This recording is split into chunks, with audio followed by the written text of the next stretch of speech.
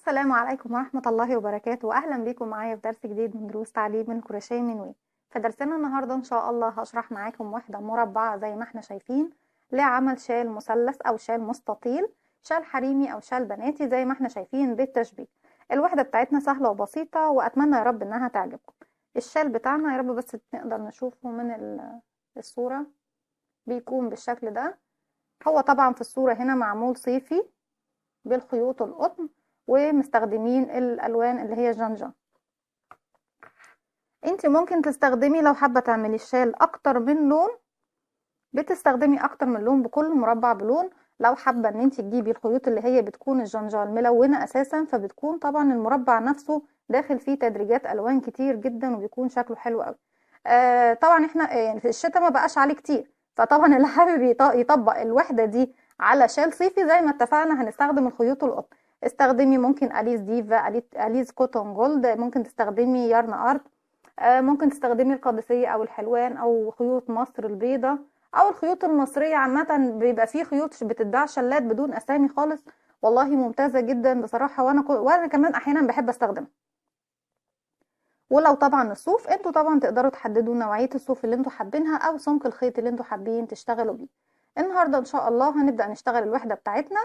هنشتغل وحدتين مع بعض، هنشتغل الوحدة المربعة دي وهنشتغل نص الوحدة، بحيث طبعا ان في نهاية الشال بتاعنا لازم التركيب بتاع الشال يكون جاي فيه وحدات بالنص زي ما احنا شايفين بالشكل ده. احنا طبعا ده المربعات بتاعتنا، بنشبك واحد في البداية اللي هو زي دوت واتنين فوق منه وهكذا، بنفضل نركب كل المربعات بتاعتنا. بس لو جينا في النهاية زي ما احنا شايفين، علشان المثلث بتاعنا يجي مستوي بالشكل ده، لازم في النهاية نركب انصاص من المربع دوت. فالوحدتين اللي هنشرحهم مع بعض النهاردة ان شاء الله هما وحدة المربع نفسها ووحدة اللي هي نص المربع. هستخدم معاكم خيط متوسط السمك وهستخدم معاكم ابرة رقم 3.5 ملم. هنقول بسم الله الرحمن الرحيم.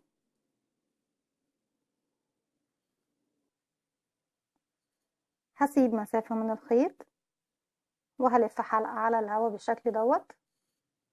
هدخل داخل الحلقة والف الخيط على الابرة واسحبه اخرج بيه من الحلقة وهعمل عقدة بداية.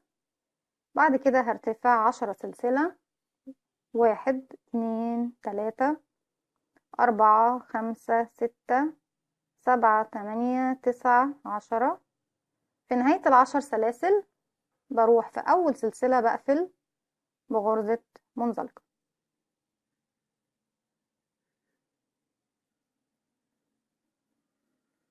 بعد كده هرتفع 3 سلسلة ارتفاع غرزة العمود بلفة، 1 2 3، وهنشتغل على كل سلسلة مرتين، يعني هشتغل عليها 2 عمود بلفة بحيث يكون نهاية الراوند معايا 20 عمود بلفة. ممكن تشتغلوا على السلاسل نفسها وممكن تشتغلوا داخل الدايرة بتاعتنا المكونة من 10 سلسلة، هنشتغل بداخلها. احنا طبعا ارتفعنا 3 سلاسل اللي هي ارتفاع عمود بلفة، وهنعتبره اول عمود بلفة عندنا، يبقى داخل الدايرة دي هنشتغل 19 عمود بلفة. انا كده معايا 1، عايزين نكمل 20. هدخل داخل الفراغ 2 3 4. بدخل طبعا زي ما احنا اتفقنا في الدايرة نفسها بالشكل ده، وبحط كمان طرف الخيط اللي في البداية معايا علشان اخفيه خالص، وبشتغل بالشكل دوت. 1 2 3 4 5 5 6 7 8 9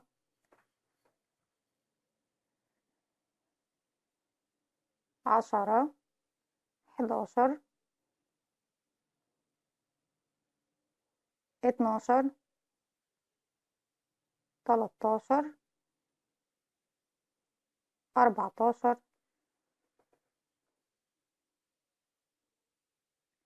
15 عفوا 16 17 18 19 20. بعد ما عملنا 20 غرزة عمود بلفة داخل الفراغ بتاعي اللي كان مكون من 10 سلسلة، هروح لتالت سلسلة أنا ارتفعت بيها في بداية السطر وهقفل بغرزة منزلقة بالشكل ده. من نفس المكان اللي أنا واقفة فيه هرتفع 7 سلسلة، 1 2 3 4 5 6 7. المكان اللي أنا ارتفعت منه هو يعتبر طبعا فوق الأول عمود كان في الراوند اللي تحت اهو.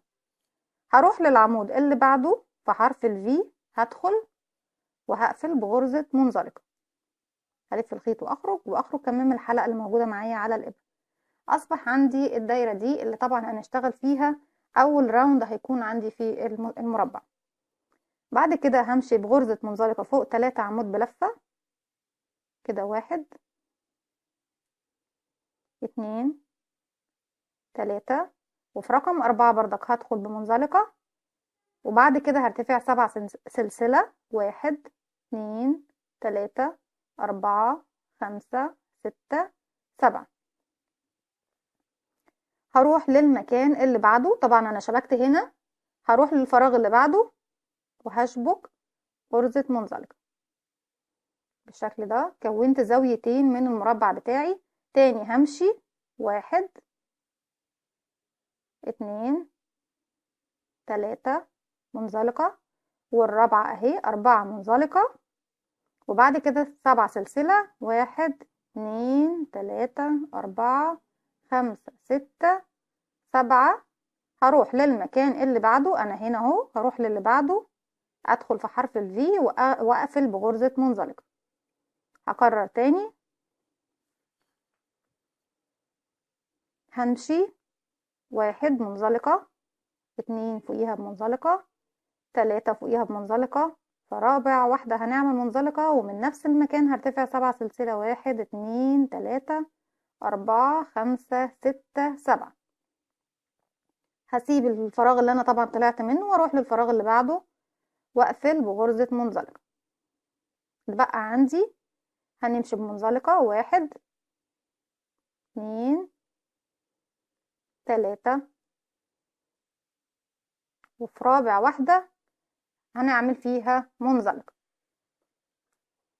دلوقتي اتبقى عندي اول حاجة هنبدأ نشتغل فيها زي ما اتفقنا، قلنا هنشتغل في ال4 زوايا بس. طيب ازاي؟ هرتفع 3 سلسلة، الزوايا بتاعتي اهي، 1 2 3، وهعتبرها اول عمود بلفة موجود معايا في المجموعة دي في الزاوية دي. هشتغل كمان داخل الفراغ دوت 2 عمود بلفة، 1 2. اصبح معايا في بداية الفراغ 3 عمود بلفة، 3 سلاسل اللي ارتفعت بيهم و2 عمود بلفة كمان. هرتفع 3 سلسلة، 1 2 3. بعد كده بعد ما عملت 3 عمود بلفة، 3 سلسلة، 3 عمود بلفة، هرتفع 5 سلسلة، 1 2 3 4 5، وهلف الخيط على الإبرة واروح مباشرة للزاوية التانية اللي قصادها اللي هي جاية على طول، أول زاوية بتقابلني. هشتغل داخل الزاوية 3 عمود بلفة، 3 سلسلة، 3 عمود بلفة كده، 1 2 3، و3 سلسلة، 1 2 3. تاني في نفس الفراغ 3 عمود بلفة، 1 2 3. تاني 5 سلسلة، 1 2 3 4 5، وهروح للزاوية رقم 3 واشتغل 3 عمود بلفة داخل الزاوية، 3 سلسلة، 3 عمود بلفة، وهكذا بكمل طبعا بقية الراوند بتاعي بنفس الطريقة. هكمل وهرجع لكم. رجعت لكم تاني بالشكل ده. خلاص خلصت الراوند بتاعي وخلصت اخر زاوية رقم 4، وعملت كمان 5 غرزة سلسلة. بعديها في تالت سلسلة ارتفاع ارتفعناها هروح واقفل بغرزة منزلقة اللي هو يعتبر اول عمود عندي في السطر. اصبح بداية المربع بتاعنا جاهزة. هنبدأ نرتفع الراوند اللي بعده. هرتفع 3 سلسلة، 1 2 3، ارتفاع غرزة العمود بلفة، وهعتبرها أول عمود بلفة موجود معايا في الزاوية دي. هشتغل كمان بعديها 1 2 عمود بلفة، يبقى احنا كده اشتغلنا 3 سلاسل البداية وهي فوق أول عمود من تحت، والاتنين عمود اللي بعديهم اشتغلت فيهم 2 عمود بلفة زيهم، أصبح معايا 3. أنا محتاجة يكون معايا في الجنب دوت 6 عمود بلفة. دلوقتي هيقابلني الفراغ هشتغل فيه 3 عمود بلفة، 1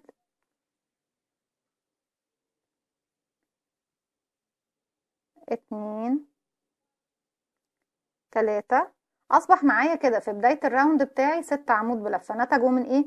نتجوا ان انا ارتفعت 3 سلسلة فوق اول عمود، واشتغلت عمود اعتبرت ان هو عمود، بعد كده اشتغلت على العمود التاني عمود، والعمود التالت اشتغلت فوقيه عمود، وصلت للفراغ اشتغلت فوق الفراغ 3 عمود بلفة. بعد كده هرتفع 3 سلسلة، 1 2 3. تاني هروح انا عايزة بقى الجنب ده كمان يكون فيه 6 عمود بلفة. هيجوا ازاي ال6 عمود بلفة؟ هنشتغل داخل الفراغ 3 عمود بلفة، فوق ال3 أعمدة كمان 3 عمود بلفة. داخل الفراغ 3، ادي 1 2 3، وفوق ال3 أعمدة 1 2 3. دلوقتي زي ما احنا شايفين اهي الزاوية بتاعتي، علشان بنكبر كل راوند يعني بنكبر في كل راوند بنطلعه. احنا كان معانا في الراوند اللي تحت 3 عمود بلفة، 3 سلسلة، 3 عمود بلفة. في السطر بتاعنا دوت بقوا 6 عمود بلفة، واتفقنا جم منين؟ جم من ان احنا اشتغلنا 3 عمود بلفة فوق 3 عمود بلفة، وداخل الزاوية 3 عمود بلفة، والناحية التانية بردك 3 عمود بلفة ما بينهم 3 سلاسل. يعني السطر دوت بتاعي هيكون 6 عمود بلفة في بداية السطر، او في الزاوية 3 سلسلة 6 عمود بلفة في الاتجاه التاني من الزاوية. في المنطقة دي وصلنا ان احنا بنشتغل فوق ال5 سلاسل. هرتفع 3 سلسلة، 1 2 3 سلسلة، وهروح من تحت هعد 1 2، وفي رقم 3 هدخل واعمل غرزة منزلقة. بعد كده ارتفع تاني 3 سلسلة، 1 2 3، والف الخيط على الابرة واروح اكرر الزاوية بتاعتي تاني 6 عمود بلفة، 3 سلسلة 6 عمود بلفة. ولما اوصل للفراغ دوت هرتفع 3 سلسلة، واجي في تالت سلسلة اللي هي في المنتصف طبعا هعمل غرزة منزلقة، وبعد كده تاني ارجع ارتفع 3 سلسلة وابدأ اشتغل في الزاوية اللي بعدها. دلوقتي هنبدأ نشتغل الزاوية دي، 1 2 3، وصلنا للفراغ 1 2 3، وبكده نكون معانا 6 عمود بلفة في بداية الزاوية. بعد كده 3 سلسلة، 1 2 3، ده اللي هيديني فراغ اللي هو بتاع الزاوية. تاني هرجع داخل الزاوية هشتغل 3 عمود بلفة، 1 2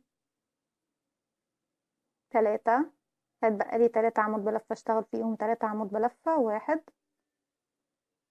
2 3.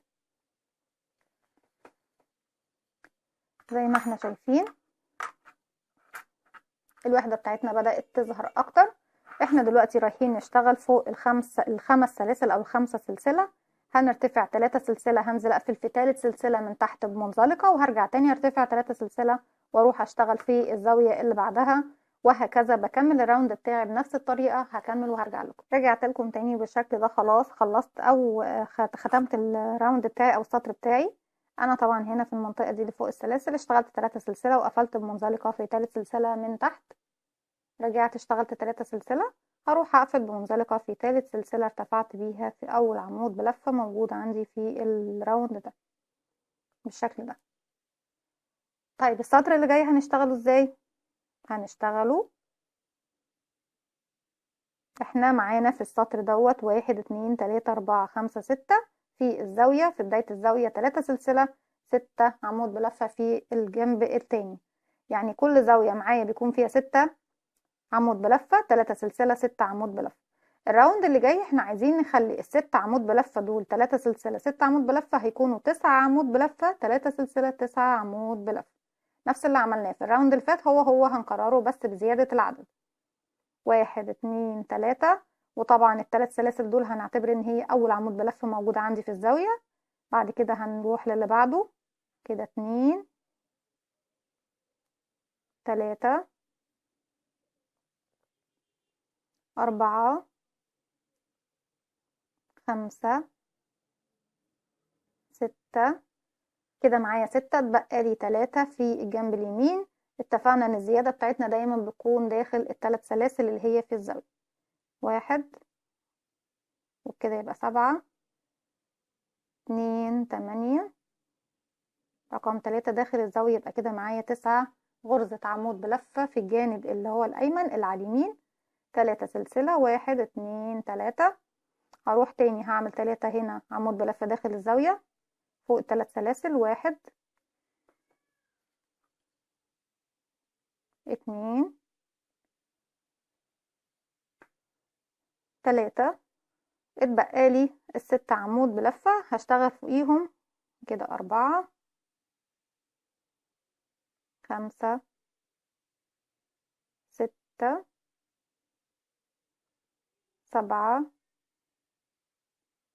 8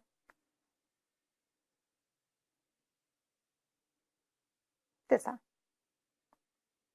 كده الزاوية بتاعتي خلاص كملت 9 عمود بلفة، 3 سلسلة 9 عمود بلفة. دلوقتي احنا في المنطقة اللي هي بيكون فيها الثلاث سلاسل والمنزلقة والثلاث سلاسل. هرتفع 5 سلسلة 1 2 3 4 5. وهروح اشتغل الزاوية التانية مباشرة 9 عمود بلفة، 3 سلسلة 9 عمود بلفة. كده اول واحد منهم وبكمل فوق الباقي اللي هم بقية الستة دول، يعني فاضل لي 5 كمان. وداخل الزاوية هزود الزيادة بتاعتي اللي هم 3 على اليمين، يعني هشتغل 9 عمود بلفة 3 سلسلة 9 عمود بلفة. وبكمل الراوند بتاعي بنفس الطريقة دي زي ما اتفقنا. هكمل ده رقم 2 3 4 5 6. كده فاضل لنا 3 من ال9 هنشتغلهم داخل الزاوية. 7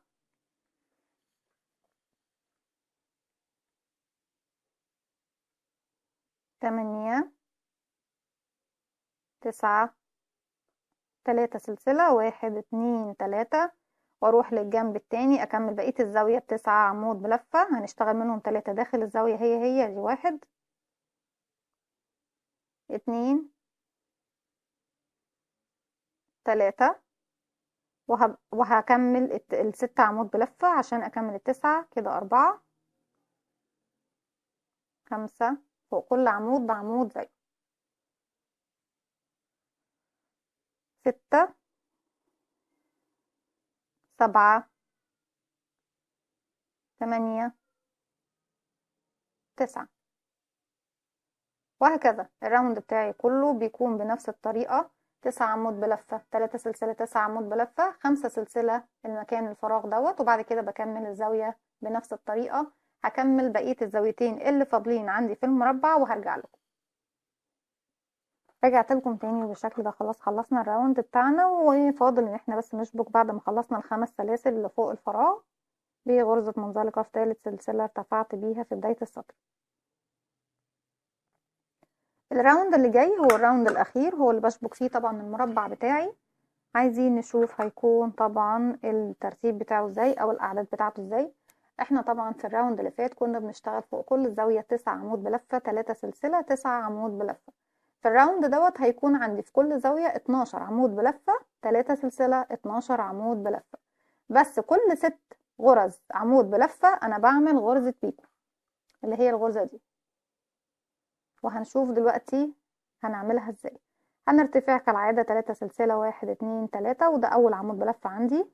وهشتغل كمان 5 عمود بلفة 2 3 4 5 6. اتفقنا كل 6 غرزة عمود بلفة بشتغل فوق سادس عمود او سادس عمود غرزة بيكو، بتكون 3 سلسلة، 1 2 3. بعد ما برتفع 3 سلسلة بروح للحلقة اللي فوق اخر عمود عندي والحلقة اللي داخل العمود نفسه، بدخل فيهم والف الخيط واعمل غرزة حشو بالشكل دوت.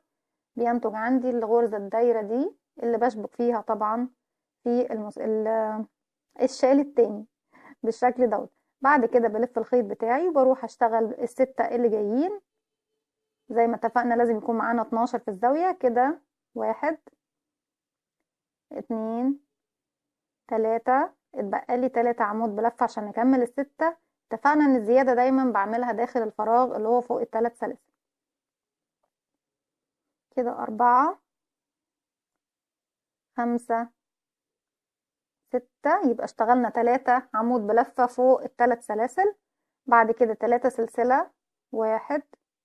بس قبل ما اعمل ال3 سلسلة طبعا احنا المفروض ان 3 سلسلة هتكون غرزة بيكو، ف1 2 3 سلسلة. وبعد كده اروح للحلقة اللي فوق اخر عمود والحلقة اللي داخل العمود نفسه، هدخل والف الخيط واخرج منهم والف الخيط واخرج منهم، وبكده نكون عملنا غرزة حشو. بعد كده تاني هكرر 12 عمود بلفة، هنشتغل منهم 6 الاول. دلوقتي اول 3 هيكونوا داخل الفراغ، 1 2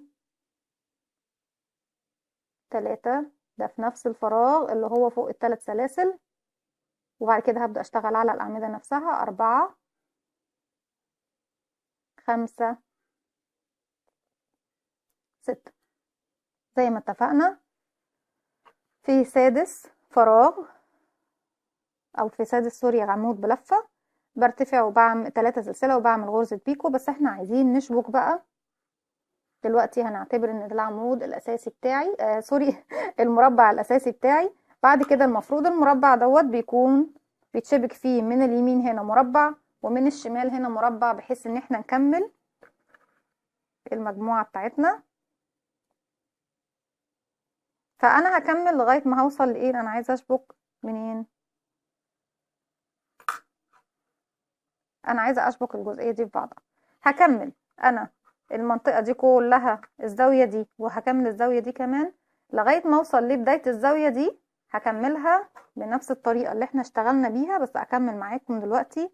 احنا فوق سادة عمود بلفة هشغل غرزة بيكو، 1 2 3، واروح للحلقة اللي فوق العمود الاخير والحلقة اللي داخل العمود واعمل غرزة حشو وارجع اكمل 6 عمود بلفة فوق ال6 عمود بلفة. ادي 1 2 3 4 5 6.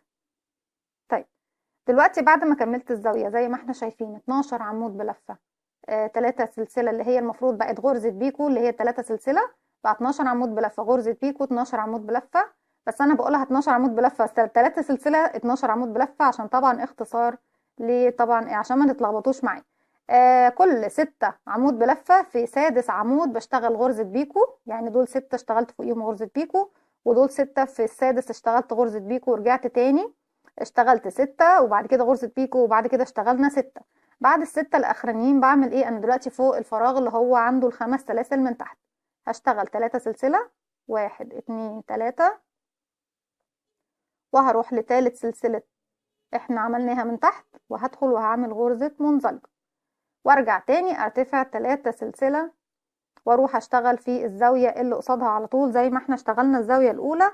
12 عمود بلفة غرزة بيكو، 12 عمود بلفة. وما ننساش ان احنا كل 6 عمود بلفة بنعمل غرزة بيكو في سادس عمود بنشتغل.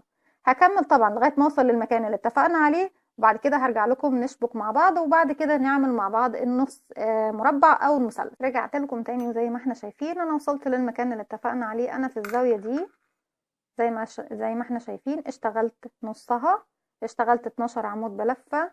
ولما وصلت ل 12 انا طبعا رجعت لكم تاني، بس طبعا قبل ما اوصل لل 12 انا بعمل 6 عمود بلفة غرزة بيكو وبعد كده 6 عمود بلفة. وبعد كده هبدأ اعمل غرزة البيكو. بس انا لما هعمل غرزة البيكو المرة دي المفروض بقى ان انا بشبك في الزاوية دي. يعني احنا الشغل اهو قدامكم على طول بالشكل ده. المفروض الزاوية دي هشبكها في الزاوية دي. يعني بعد انا ما خلصت، تاني نكرر عشان ما تتلخبطوش معايا، 6 عمود بلفة غرزة البيكو، كملت 6 عمود بلفة تانيين اللي هم التلاتة دول اللي كانوا فوق التلاتة، والتلاتة اللي داخل الزاوية الزيادة بتوعنا. هشتغل طبعا غرزة البيكو. غرزة البيكو كانت 3 سلسلة، وبنشبك في اخر حلقتين موجودين عندي في العمود الاخير. دلوقتي هعمل سلسلة وهجيب الزاوية بتاعتي الناحية التانية. وش الشغل طبعا بيكون الشكل دوت للناحية التانية. انا بدخل من تحت في غرزة البيكو اللي احنا عملناها في الزاوية، وبلف الخيط، طبعا الخيط بيكون لورا. بلف الخيط على الابرة وبخرج من غرزة البيكو، وبخرج من الحلقة اللي عندي على الابرة.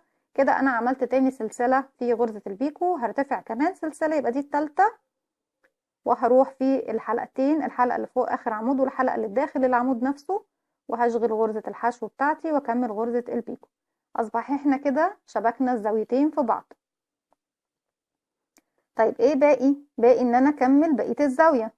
اتفقنا عايزين 3 عمود بلفة داخل الزاوية نفسها فوق ال3 سلاسل، 1 2 3.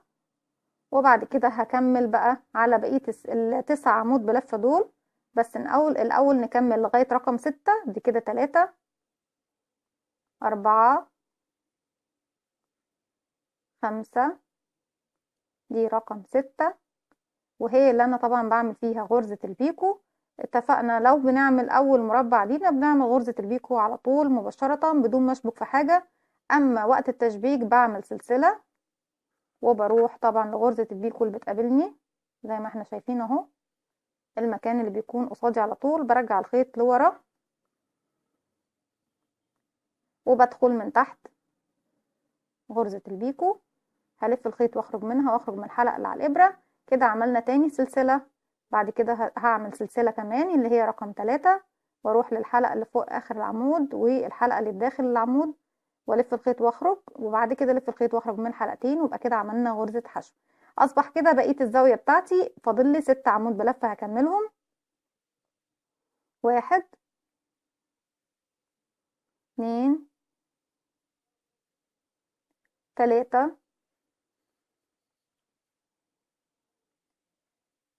4 5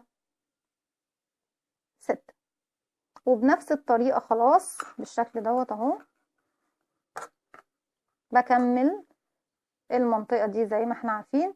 انا فوق ال5 سلاسل بعمل 3 سلسلة من المكان اللي انا واقفة فيه، واشبك بغرزة منزلقة في ثالث سلسلة من تحت عملناها، ارجع تاني ارتفع 3 سلسلة واكمل الزاوية بتاعتي الاخيرة بنفس الطريقة اللي اتفقنا عليها. طبعا واحنا ماشيين في واحنا بنكمل الزاوية احنا بنعمل 6 عمود بلفة، نعمل غرزة البيكو وبنشبك فيه الفراغ او غرزة البيكو اللي هي المواجهة ليا فيه او المقابلة ليا في المربع اللي قصادي على طول، وبرجع تاني اكمل 6 عمود بلفة. هيتبقى لي 3 عمود بلفة هنا والتلاتة العمود بلفة الزيادة عشان نكمل ال6 دول هنلاقيهم داخل ال3 سلاسل اللي هم الفراغ اللي في المنتصف. هكمل بنفس الطريقة وهرجع لكم نعمل النص من المربع مع بعض. رجعت لكم تاني بالشكل دوت. خلاص انا شبكت المربع بتاعي زي ما احنا شايفين. احنا زي ما اتفقنا بنركب 1 في البداية، بعد كده 2 لما باجي اطلع لفوق بشبك في الاتجاه ده 1 وفي الاتجاه ده 1، وطبعا لما هنرتفع لفوق هنشبك هنا 1 وهنا 1 وهنا 1 هيبقوا 3. كل ما برتفع طبعا بطبقة بيزيد معايا عدد المربعات بتوعي. في نهاية طبعا المثلث بتاعنا او الشال بتاعنا زي ما اتفقنا بيكون العرض بتاعه 2 متر 1.70 متر 1.50، ده زي ما انت حابة بقى العرض بتاع الشال بتاعك بالطريقة دي. احنا في المرحلة دي انا هعتبر طبعا يعني ايه المفروض ان احنا طبعا بنعمل لغاية ما بنوصل للعرض اللي احنا حابينه من الطبقات، بنزود الارتفاع بتاعنا زي ما احنا حابين. وزي ما قلت لكم احنا طبعا في الراوند اللي جاي هنشبك 1 هنا وواحد هنا وواحد هنا، والراوند اللي بعده هيزيد طبعا هيبقوا تقريبا 5، واللي بعده هيزيد، وفي كل راوند بيزيد معايا عدد المربعات بتاعتي. في نهاية المثلث بتاعنا بيبقى احنا عايزين طبعا مش هينفع ان احنا نبقى الشال بتاعنا اخر الشال بتاعنا يكون بالشكل ده، يعني بعد ما بشبك كل المربعات الاخيرة يكون الشال بتاعي بالشكل دوت. لما تيجي تلبسيه هيكون ازاي؟ فاحنا عايزين الشال بتاعنا يكون بالشكل ده، مستوي، خط مستوي، بحيث ان انتي تلفيه على رقبتك بطريقة مريحة. فازاي هنعمل المثلث اللي في النص دوت علشان خاطر نقفل المكان ده بالشكل دوت ونكون عملنا نص المربع؟ تعالوا مع بعض نشوف. هشتغل 8 سلسلة،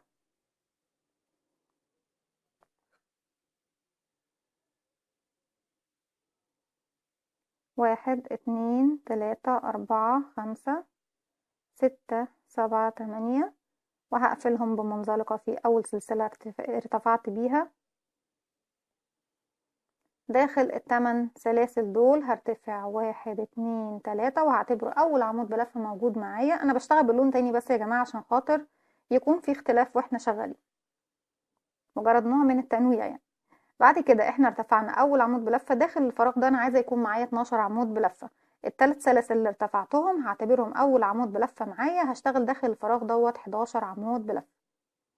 كده 2 3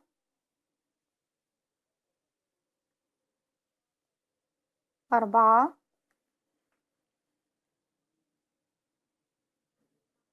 5 6 7 8 9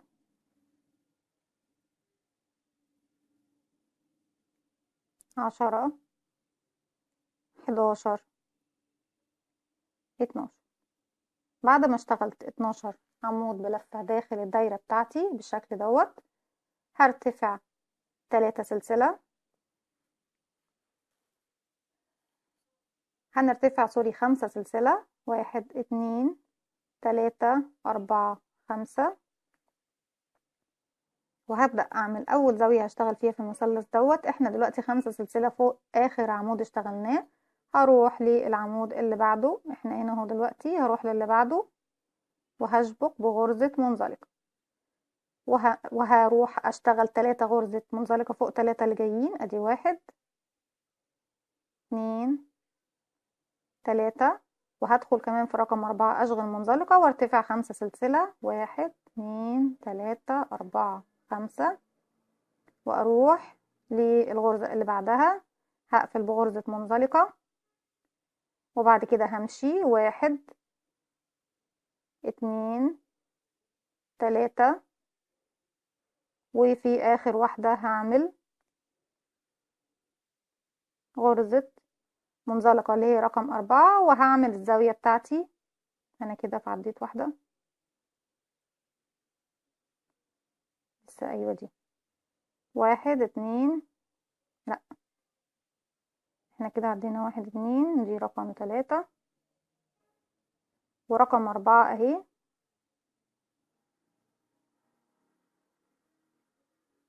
1 2 3، ايوه احنا كده في رقم 4. هرتفع 1 2 3 4 5، والغرزة اللي بعدها اللي هي اخر غرزة عندي في الكيرف اهي، اللي في الكيرف المايل دي، هدخل واعمل فيها منزلقة. اصبح كده انا معايا الثلاث زوايا. بعد كده هرتفع 4 سلسلة، 1 2 3 4، ارتفاع غرزة العمود بلفتين، وهلف الشغل بتاعي، وهرتفع كمان سلسلة اللي هي المسافة اللي هتخليني اعرف اشتغل في الفراغ دوت. هشتغل داخل الفراغ 3 عمود بلفة، 1 2 3، وبعد ما اشتغلت ال3 عمود بلفة بتوعي هرتفع 5 سلسلة، 1 2 3 4 5، وهروح للزاوية اللي بعدها اللي في النص دي، هشتغل 3 عمود بلفة، 3 سلسلة، 3 عمود بلفة، وهبدأ بقى امشي بنفس الخطوات بتاعة المربع بتاعي. هندخل داخل الفراغ نشتغل 1 2 3 عمود بلفة، 3 سلسلة، 1 2 3، تاني في نفس الفراغ هعمل 3 عمود بلفة، 1 2 3 هروح 5 سلسلة 1 2 3 4 5 وهروح اعمل 3 عمود بلفة 1 2 3 وبعديهم سلسلة وعمود بلفتين زي اللي عملته في الطرف اللي على الشمال هعمله في الطرف اللي على اليمين 1 2 لفة على الإبرة وهدخل اعمل عمود بلفتين ادي 1 2 3 بالشكل دوت اهو بيكون شكل الشغل بتاعي.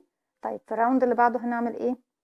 هنرتفع 3 سلسلة 4 سلسلة 1 2 3 4 اللي هي ارتفاع غرزة العمود بلفتين وسلسلة كمان المسافة. بعد طبعا ما ارتفعت 3 إلا 4 سلسلة وسلسلة المسافة زي ما اتفقنا هروح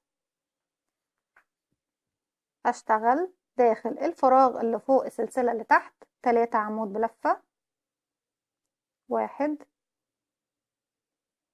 2 3 يبقى كده المجموعة دي بدأت معايا فيها كده 3 عمود بلفة. هكمل فوق ال3 عمود بلفة اللي جايين 3 عمود بلفة يبقوا 6 1 2 3 أصبح معايا المجموعة دي فيها 6 عمود بلفة. دلوقتي احنا فوق السلاسل ال5 كالعادة نرتفع 3 سلسلة ونروح في تالت سلسلة ارتفاع نقفل بغرزة منزلقة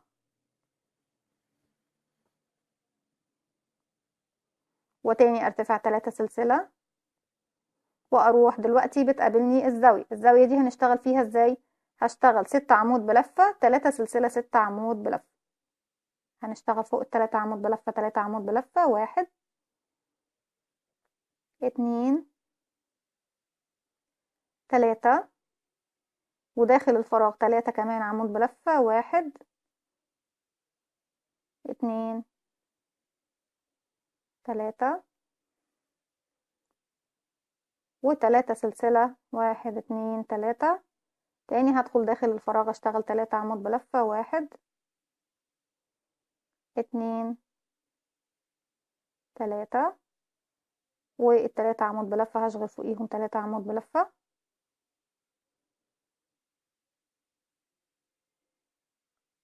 علشان نكمل ال6 عمود بلفة في الطرف التاني. يبقى احنا كده اشتغلنا الزاوية بتاعتنا زي ما احنا شايفين اهو المثلث بتاعنا بدأ يكبر. بدأناه ب4 سلسلة ارتفاع غرزة العمود بلفتين وسلسلة كمان مسافة وبعد كده داخل السلسلة اللي احنا خدناها فراغ من تحت اشتغلت 3 عمود بلفة وكملت فوق ال3 عمود بلفة اللي بعديهم ب3 عمود بلفة فوق ال5 سلاسل عملت 3 سلاسل منزلقة في ثالث سلسلة من تحت 3 سلسلة تاني. بعد كده كملت الزاوية بتاعتي اللي هي في المنتصف عملت 6 عمود بلفة 3 سلسلة 6 عمود بلفة. دلوقتي هنروح 1 2 3 سلسلة ونقفل بمنزلقة في ثالث سلسلة ارتفاع طبعا من تحت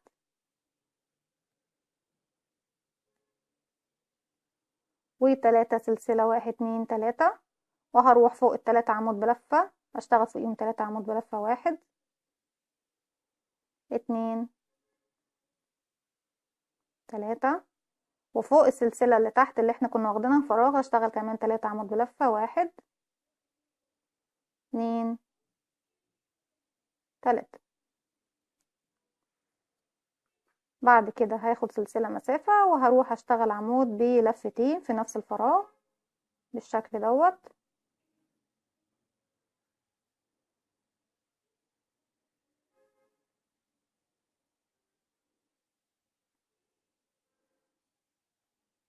وبكده نكون خلصنا الراوند بتاعنا دوت. هنرتفع للراوند اللي جاي ازاي؟ هيكون بنفس الطريقة 4 سلسلة 1 2 3 4 وهاخد سلسلة كمان مسافة يبقى كده ارتفعنا عمود بلفتين وبعد منه سلسلة مسافة. دلوقتي هنشتغل فوق السلسلة 3 عمود بلفة 1 2 3 ونكمل فوق ال6 عمود بلفة ب6 عمود بلفة زيهم كده. رقم 4 5 6 7 8 9 بالظبط. هو نفس العدد اللي احنا كنا بنزوده في الزوايا في المربع. احنا دلوقتي فوق المنطقة اللي هي فوق 3 سلاسل ومنزلقة و3 سلاسل هنرتفع 5 سلسلة 1 2 3 4 5 وبروح للزاوية مباشرة بشغلها 9 عمود بلفة 3 سلاسل 9 عمود بلفة. وطبعا ده اول عمود عندي اهو زي ما احنا شايفين.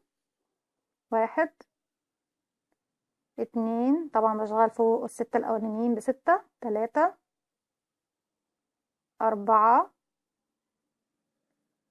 5 6 والزيادة اللي احنا بنحتاجها زي ما اتفقنا دايما بنعملها فوق الفراغ اللي هو فيه ال3 سلاسل كده. 7 8 9 3 سلسلة وبكرر تاني في نفس الفراغ 3 عمود بلفة 1 2 3 واكمل ال6 عمود بلفة عشان نكمل ال9 4 5 6 7 8 9 وزي ما احنا عملنا في الجانب دوت هنعمل في الجانب دوت 5 سلسلة 1 2 3 4 5 عفوا. وبروح ألف الإبرة على الخيط واروح أشتغل عفوا 1 2 3 4 5 عفوا 6 وفوق السلسلة اللي هي الفراغ اللي بناخدها من تحت هشتغل 3 عمود بلفة يبقى كده 7 8 9 وبعديهم سلسلة عشان طبعا الزيادة اللي فوق وبعديهم بلف الخيط على الإبرة مرتين واشتغل عمود بلفتين بالشكل ده. أصبح كده معانا المثلث ما فضلناش فيه غير آخر راوند. هرتفع 4 سلسلة 1 2 3 4 وسلسلة كمان اللي هي طبعا ال4 سلسلة ارتفاع العمود بلفتين والسلسلة اللي هي المسافة ما بين العمود والشغل اللي بعده. فوق الفراغ طبعا احنا عايزين 12 عمود بلفة بقى في الزاوية. فوق الفراغ بشتغل 3 عمود بلفة 1 2 3 وبكمل كمان فوق الأعمدة بقى تاني. هنكمل لغاية ما نوصل ل6 عمود بلفة. احنا كده معانا 3 هشتغل فوق كمان 3 عمود بلفة ادي 1